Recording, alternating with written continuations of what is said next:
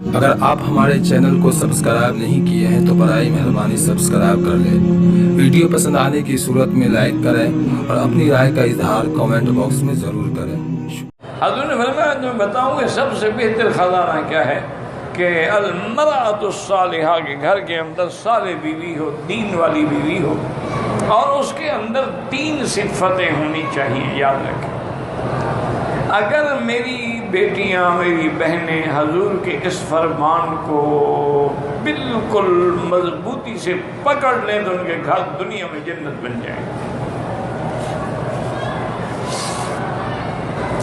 حضور نے فرمایا کہ پہلی تو یہ ہے کہ جب خامد آئے اذا نظر، جب اپنی بیوی پہ نظر ڈالے تو خوش ہو جائے، کہ بیوی خوش ہو کے استقبال کرے، اس کے لیے تیاری کرے، لوگوں کے لیے میک اپ سنگار نہ کرے۔ ہمارے ہاں تو یہ رواج ہے نا کہ شادیوں پہ تو بنیں گے اور سنوریں گے اور جوڑے اور کپڑے اور زیور، لیکن اپنے گھر میں جب بھی ہوں گے تو ہر وقت جو ہے برے حال میں۔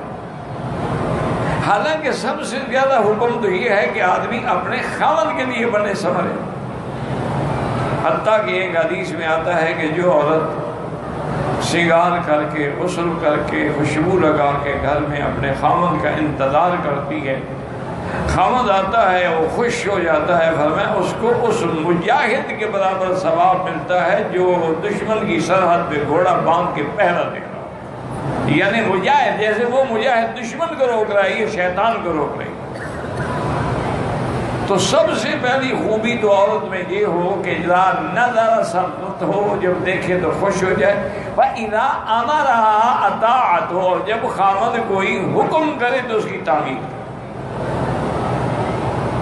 حتیٰ کہ ایک روایت میں تو یہ سخت لفظ بھی آیا ہے کہ اگر خامد کہے کہ یہ پتھر اٹھا کے اس پہاڑ پہ رکھو، وہ رکھ رہ سکے، اب ان کو اتار کے پھر یہاں رکھو، تو اس کو کرنا چاہیے کہ اس کے لیے اطاعت ضروری۔ اور اسی طرح یہ بھی متفق علیہ فقہا کا مسئلہ ہے کہ کوئی عورت نفلی روزہ یا نفلی نماز یا اعتکاف خاوند کی اجازت کے بغیر نہیں رکھ سکتی، ورنہ اس کو کوئی ثواب نہیں ہوگا۔ اور جی میں نے تو روزہ رکھنا ہے، خاوند کو اگر خواہش ہو تو پھر وہ کیا کرے گا؟ اسی لیے بی بی ام سلمہ رضی اللہ تعالیٰ عنہ فرماتی ہیں کہ حج کے موقع پر جب عرفات سے ہم مزدلفہ پہنچے تو حضور پاک نے گھر والیوں کو حکم دے دیا کہ 12 بجے رات کے بعد آپ منا چلی جائیں، اور صبح ہی منا میں جا کے اپنی گرگری مار لیں، اس کے بعد آپ کی قربانی ہو جائے گی، پھر آپ احرام کھول لیں، پھر طواف زیارت ہوگا۔ تو بیوی سے فرماتی ہیں کہ ہم جلدی سے وہاں سے آئے، منا پہنچے، اس کے بعد اپنی رمی کی، قربانی کی، مکے میں آ کے طواف زیارت کر کے فارغ ہو گئے، تاکہ ہو سکتا ہے کہ حضور بلا لیں، کسی بیوی کو خیمے میں بھی بلائے، بیوی ہے۔ تو اتنے بڑے حقوق ہیں خاوند کے۔ یہ بھی حضور نے فرمایا کہ اگر اللہ کے سوا کسی غیر کو سجدے کی اجازت ہوتی تو میں بیوی کو حکم دیتا کہ شوہر کا سجدہ کرے۔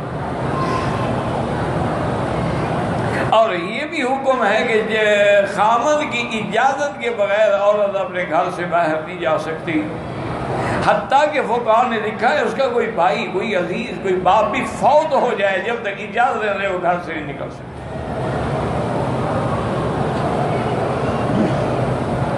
اور اس کے بعد حضور نے فرمایا کہ اذا غاب عنہا، جب خاوند باہر چلا گیا، مجاہد ہے، جہاد میں چلا گیا، کاروبار میں چلا گیا، تو اس کی عزت کی بھی حفاظت کرے، مال کی بھی حفاظت کرے، اولاد کی بھی حفاظت کرے۔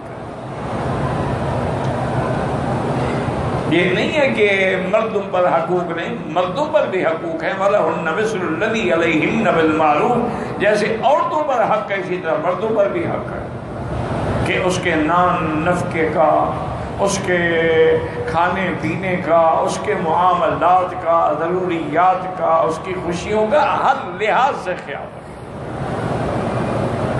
تو اس لیے ہمیشہ اگر عورتیں حضور پاک کے اس فرمان کو، یعنی حالانکہ اب حضور کے زمانے میں تو کوئی میک اپ سنگار کیا ہوتا تھا، مساق استعمال کر لیا، سرما پہن لیا، تیل لگا لیا، کنگھی کر، اور تو کوئی چیز ہوتی نہیں تھی، لیکن اس کا بھی اہتمام کرتی تھی بیویاں۔ جس طرح ایک دن حضرت ابن عمر آئے حضرت ابن عباس کو ملنے کے لیے، کوئی مسئلہ پوچھنا تھا، تو رات کافی گزر چکی تھی، یعنی عشاء سے بعد متأخر وقت میں آئے تو دیکھا کہ حضرت ابن عباس غسل کر کے اچھے کپڑے پہن کے خوشبو لگا کے اور بالکل تیار کھڑے ہیں۔ تو حضرت سمجھے شاید حضرت سفر پہ جا رہے ہیں، باہر کہیں جا رہے ہیں۔ انہوں نے کہا حضرت خیریت؟ فرمایا نہیں، میں کہیں نہیں جا رہا، میں گھر جا رہا ہوں۔ میں جیسے چاہتا ہوں کہ مجھے بیوی سنوری ہوئی ملے، خوشبو والی ملے، بیوی بھی تو چاہتے ہیں کہ میرا خاوند ٹھیک حالت میں ہو۔ اگر اس کے کپڑوں سے بدبو آ رہی ہو تو بیوی کیا کرے؟ پھر تو نفرتیں پیدا ہوں گی۔ اسی طرح ایک بدوی عورت تھی، بڑی سمجھدار تھی، اس نے جب اپنی بیٹی کی شادی کی تو اس نے بیٹی سے کہا کہ بیٹی میری بس صرف ایک نصیحت ہے کہ تیرے بدن سے، لباس سے، کیفیت سے تیرے خاوند کو کبھی کوئی بدبو محسوس نہ ہو، بس اس میں عمل کر لو گی تمہارا گھر آباد ہو جائے۔ اب ہمارے ہاں تو آپ نے دیکھا نا، دیہات میں حیض کے کپڑے پڑے ہوئے ہیں، کپڑے لٹکے ہوئے ہیں، بدبو آ رہی ہے۔ اچھا ایام حیض ہیں، ایام حیض ہے، جنابت کا غسل نہیں کر سکتی نا، ویسے صفائی کا غسل تو کر سکتی ہے، روزانہ چاہے کرنا چاہے، وہ تو منع نہیں ہوتا، وہ تو پاک تب ہوگی جب حیض گزر جائے گا۔ اور اس میں بھی اسلام نے کتنا سکھلایا ہے کہ ایک عورت کی مدت ہے 7 دن، 7 دن گزر گئے، یہ نہیں بس گزر گئے، یہ ہاتھ لگا کے اجلی بلیڈنگ نہیں ہو، نہیں، حکم ہے کہ اندر کپاس رکھے اور کپاس پہ کوئی اچھی سی خوشبو لگا کے رکھے کہ جیسے آدمی کو خوشبو پسند ہے اسی طرح عورت کے رحم کو بھی خوشبو پسند ہے۔ اور دوسرا اس خوشبو کا فائدہ یہ ہوتا ہے کہ اندر جو بدبو ہے، کریا ہے، وہ گندا خون گزرتا رہا ہے، وہ بھی صاف ہو جاتا ہے۔ حضور کی خدمت میں ایک عورت آئی، اس نے آ کے پوچھا کہ یا رسول اللہ میں اگر حیض سے پاک ہو جاؤں تو غسل کرنے کا طریقہ کیا ہے؟ حضور نے فرمایا بیٹی پہلے تو کپاس اندر رکھو، تسلی کرو بھی خون بند ہو گیا ہے۔ اچھا وہ بیچاری کو سیدھی سادھی عورت نے کہا رسول اللہ کپاس کیسے رکھے؟ بی بی عائشہ فرماتی ہے میں نے اس کو پکڑ کے کھینچا، اللہ کی بندی مجھ سے پوچھ لو، یہ باتیں حضور سے پوچھنے کی ہے؟ اور کہا اور کس سے پوچھے؟ یہ دین نہیں ہے؟ جب دین ہے تو دین میں حیا کس بات کا ہے؟ اللہ لا یستحی من الحق، اللہ حق بیان کرنے میں استحیا نہیں فرماتے، تو بندی کا کیا ہے؟ حضرت عبداللہ ابن عمر رضی اللہ عنہ کا واقعہ مبارک ہے کہ جب وہ مکے میں آئے حج کے دنوں میں، میاں بیوی دونوں اکٹھے تھے، طواف زیارت کیا، صفا مروہ دوڑے، احرام تو پہلے کھل چکا تھا۔